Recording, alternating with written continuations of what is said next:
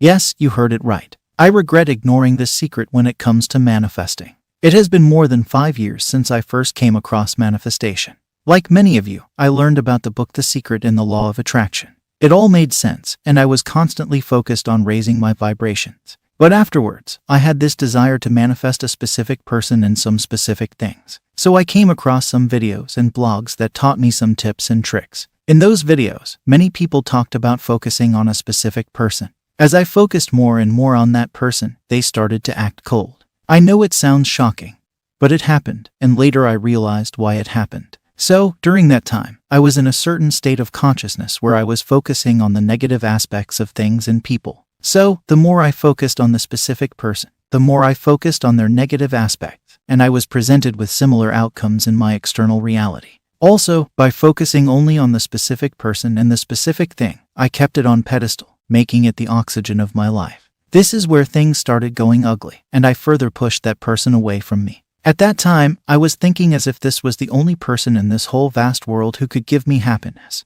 But I was wrong, because later I realized that all the emotions and feelings that I experience are generated by me and within me. No one does that for me. It is only me who feels and experiences it. But before realizing it, my whole time was dedicated to focusing on that person, ignoring other aspects of life and whatnot. This made me underconfident, and I felt as if I had lost my shine. Days were passing, and then I came across the teachings of Neville Goddard. His lectures and books changed the way I perceived manifestation, and they helped me materialize my imaginal acts into reality. At that time, I finally understood the secret that I regretted ignoring when manifesting in the earlier days. The secret was changing the state of consciousness by changing the concepts I hold about myself. Neville Goddard's lectures helped me realize it. In his lectures, I read, "A change of circumstance happens as a result of a change in your state of consciousness. Become aware of what you are thinking, and you will recognize a law between your mood and your surrounding circumstances." As I was new to these teachings, I thought to give them a try, as I had nothing to lose. Now, my days were not centered on a specific person.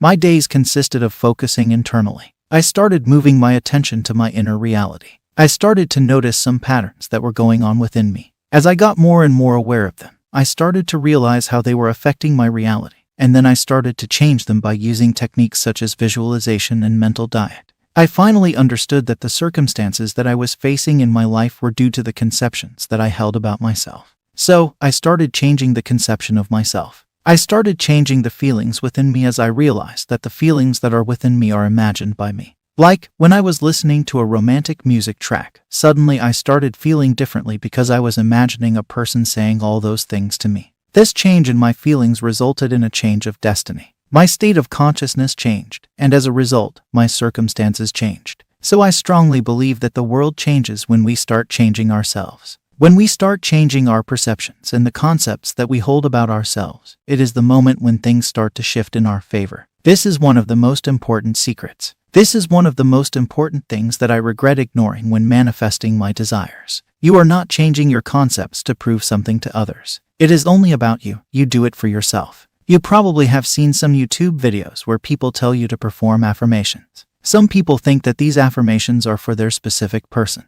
Well, they are for you. They are about you. You don't say affirmations to people around you. You say them to yourself. You speak these affirmations to change your conceptions. They are about you. You cannot change the outside. You cannot fix the outside. You cannot control the outside. You can only control the inside. You can only control the internal world. And when you do it, the outside changes. It is because the external is simply a projection of the internal. When you change the stories within yourself, you change the circumstances outside of yourself. You don't have to do anything physically. You don't even have to lift your little finger. You just have to change the direction of your inner world and match it to your desired outcome.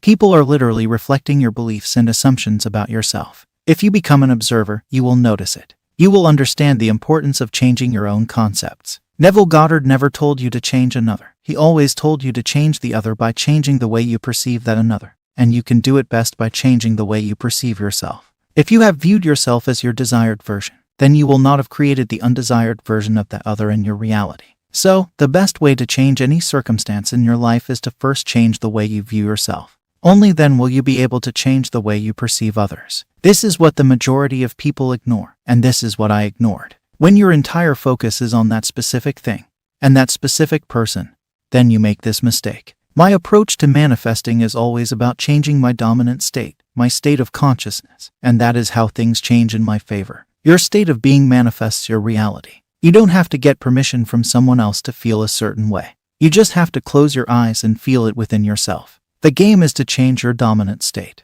You have to change your dominant state. You can visualize, affirm, or do some techniques for months and years. You can do them every minute of the day. But if you don't change your dominant state, nothing will ever change in your reality. If you don't change the way you view yourself, then nothing will ever change. The present moment is all important, for it is only in the present moment that our assumptions can be controlled. The future must become the present in your mind if you would wisely operate the law of assumption.